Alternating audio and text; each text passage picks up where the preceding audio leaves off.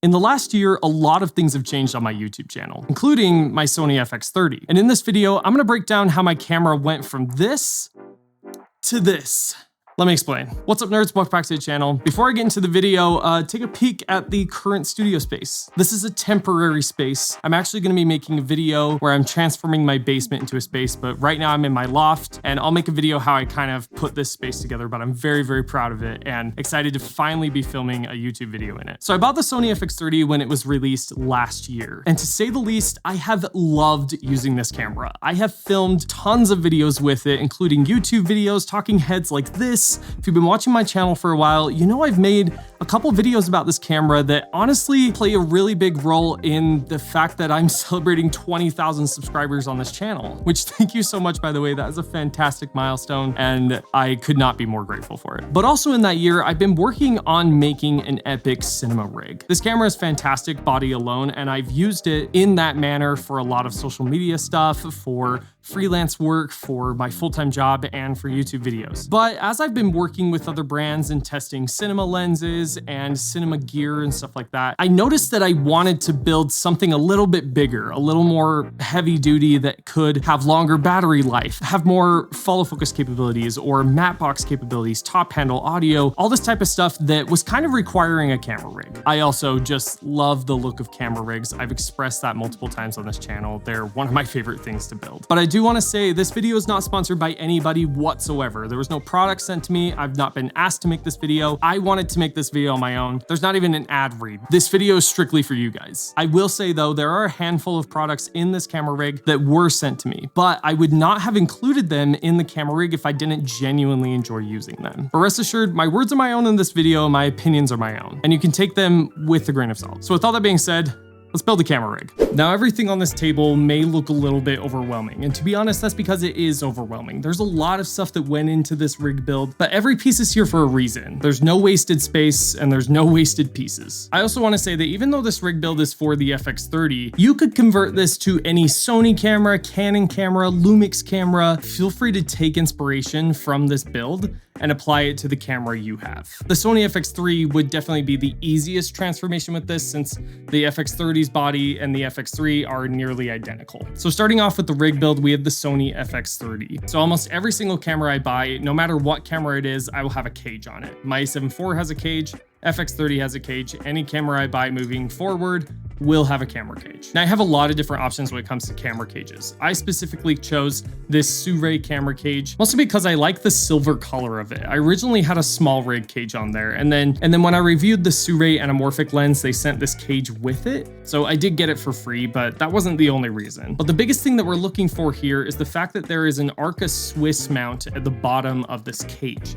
That's gonna be really important going forward. But before we put the cage on, we've got to do something real quick. Because we're gonna be powering this camera using a V-mount battery rather than the Z series battery that Sony gives you for these cameras, we're gonna be using a dummy battery adapter to power the actual camera. I'll talk about this in a second, but in order to prep for that, we have to take off this door, this battery door. So the way you do that, there's a little latch. I'll try to show this in B-roll as close as I can, but there's a little latch right there that you'll just pull and then lift. I kind of use my thumb and get in a good position to kind of just pull on it and then lift up. And the door should just come right off. That way our battery slot is just completely exposed.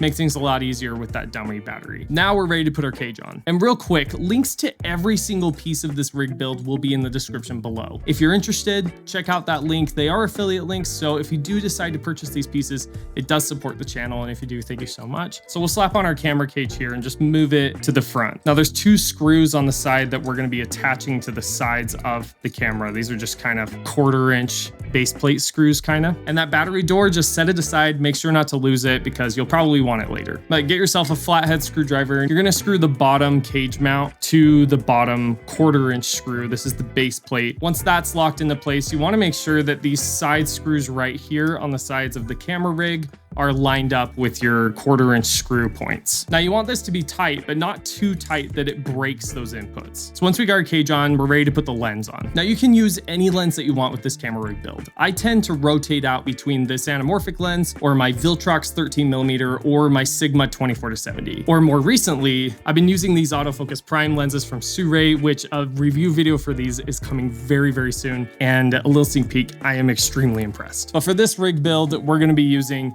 the 35mm anamorphic lens from Sony. Don't lose your lens caps.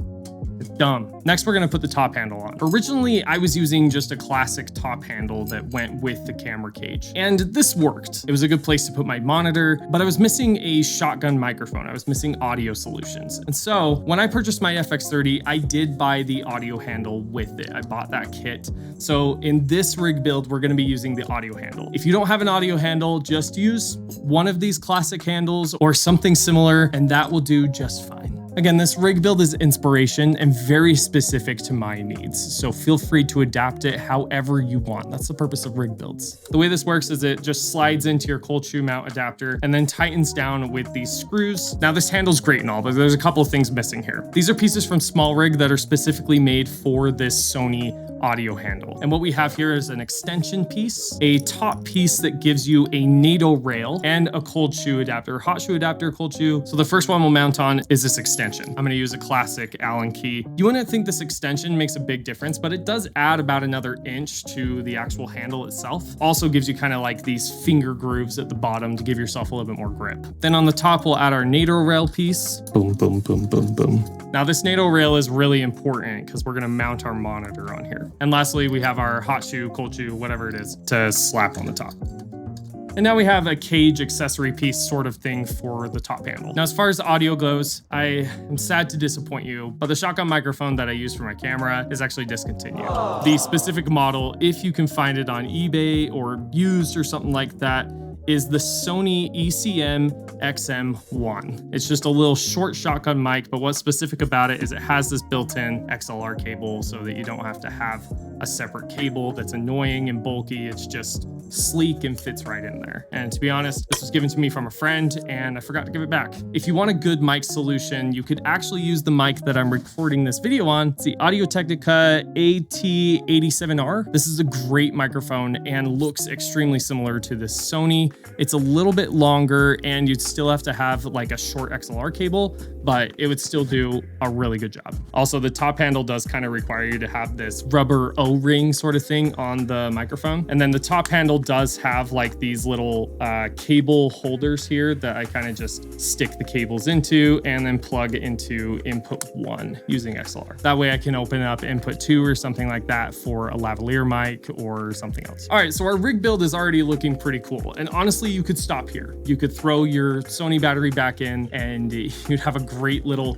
handheld audio rig, but we're not done. We're gonna keep going with this rig. All right, so the next piece is actually going to include 3 separate pieces that all make up the base plate of this camera. The first piece you're gonna need is this V-mount battery plate from Small Rig. You have a bunch of different movement options here. You can slide this piece back and forth, and you slide your camera on and off of this thing using Arca Swiss. That's why you need a cage that has that Arca Swiss compatible mount at the bottom of it, because we're gonna be sliding this into the bottom of that. But attaching to this base plate, we're gonna be using this Small Rig base plate. This thing's like 20 bucks. It's super cheap, but I've always had this with a lot of my rig builds because it's firm and it gives you the option to add 15mm rails, which we're gonna be throwing on this rig. I took a lot of inspiration for this camera rig build from DSLR Video Shooter, and his solution for V-mount batteries was actually really, really good. And his base plate is really awesome. But I like that I took a chance with this plate. There's definitely some options to upgrade or move things around with it, but for now, it's been a great solution. So you want the Small Rig logo to face the front of the rig like that. All right, so that's about what it should look like once you get your plate on here. We're gonna add one more piece. Now this is a piece that I've gone back and forth with this rig build for a while, but this Small Rig plate is really interesting. I'll put the name of it on the screen because I don't really know what it is, but it has these legs that come out. It originally starts like this little piece, and it has these legs that pop out here, and you get 4 of them, and this is kind of your base sturdiness of this plate, and it's only about 40 bucks, something like that. There's definitely a lot more sturdy options out there, but they're not gonna have that folding mechanism,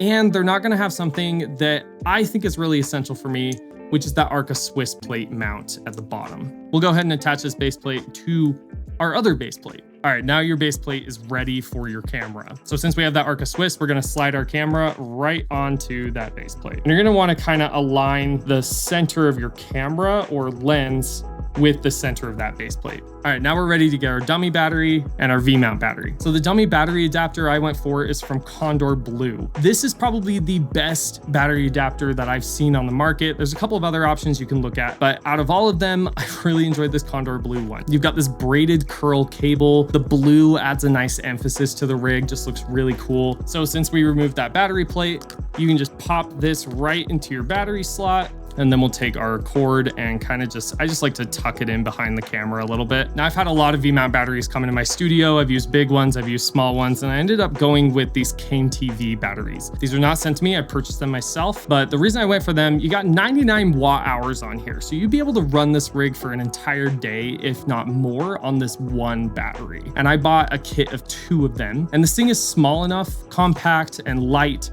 that it's not gonna bug my rig too much, but I can still have 2 D-taps on either side of the battery, plus a USB-A on the top, but this will go right on our battery plate and then attach our D-tap power cable right in there. And while we're at it, let's take our cord to power our monitor, which is a DC to D-tap power cable. If you get the specific monitor that I'm using in this rig build, this cable is provided with it. And the reason for that is it has the correct orientation for this D-tap. It's a specific one that allows for this type of rig build, but we're just gonna take this D-tap to DC cable and attach it to our V-mount battery and wrap it around a couple times on our handle is basically what I do. The way I attach my monitors, I use this NATO rail monitor mount, and we'll just attach that to our NATO rail on our top handle that we put there. The monitor I decided to go with is the Hollyland Mars M1 Enhanced. This is their newest wireless transmitter / receiver monitor, and it's got an HDMI in, an HDMI out, and it has an SDI in. It's also got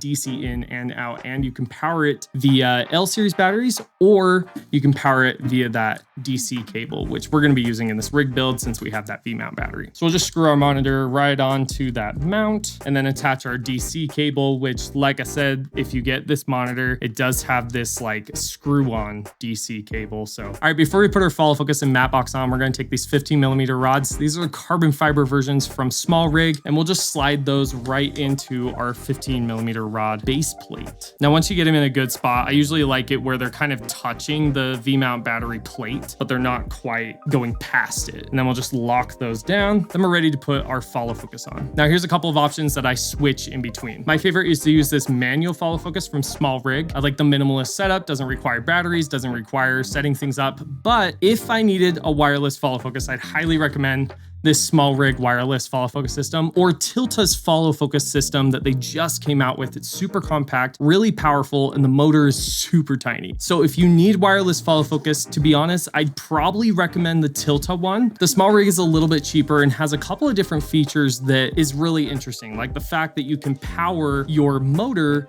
using L series batteries using this little adapter plate here, which is a really cool feature. But I think the power and slickness that comes from the Tilta follow focus is a little bit better in my opinion. And now we're able to pull focus.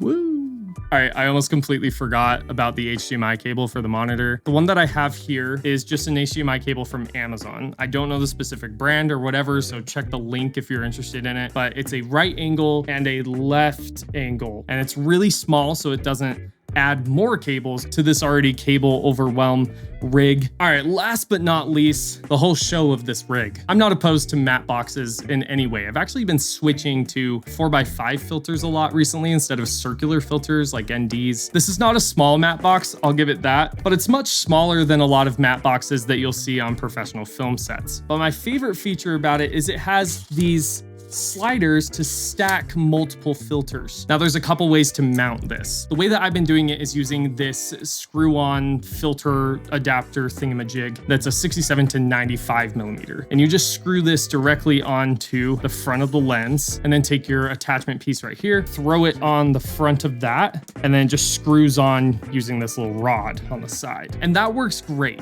The other option is using the 15mm rods. One of the reasons I didn't go for it is I just thought it added too much clunkiness, but you just attach this little rod attachment. This option's okay. I really don't mind it. You do risk vignetting, but if you get it onto the right spot here. I guess not vignetting, more like flaring. You risk having some flares come in from the back side of it, but this is an option for sure. The filters I use the most often are from Prism Lens Effects. These are their 4x5 filters. They have a bunch of different filters, but they just came out with these new 4x5 Cine ND filters, and they're super, super high quality filters. This is the 2.1 version. Fantastic ND filters that look really good and are also built very, very well. It's hard to find 4x5 ND filters that are less than $500, but these are going for just over 200 bucks. So if you want a really, really good deal, I check out these Prism Lens Effects filters. Not sponsored, just really love their filters. But before we throw the ND filter in there, I'm gonna throw this Cine soft filter, also from Prism Lens Effects on. This is the quarter intensity. One thing I noticed with the Sirui anamorphic lens is that when you go down to like 2.8, something like that, it gets a little sharp, little too sharp in my opinion. So I like to soften it up with this. Bloom my highlights a little bit. Just makes the shot look a little bit more artistic and filmic in my opinion. But yeah, we'll just slot this in right at the front. And same thing for the ND filter. And at that point, we have a full-fledged camera rig. There's a lot into this build. People always ask me, how heavy is it? If I had to guess, I'd probably say between 8 and 10 pounds. And the lens on here also makes a difference. The Sniper series lenses are much, much lighter, so that makes a really big difference with this rig. But yeah, that's my camera rig. Hopefully this video provided some value to you. If you're interested in any of the pieces in this camera rig or building the entire thing for yourself, links are in the description. They are affiliate links, so if you do purchase, thanks for supporting the channel. And thank you so much for 20,000 subscribers. That is so freaking awesome to me, and I am beyond excited for it. So thank you so much for subscribing and watching these videos. And if you enjoyed this video, make sure to like, subscribe, hit that bell button so you never miss out on new young filmmaker content. Good luck filmmaking.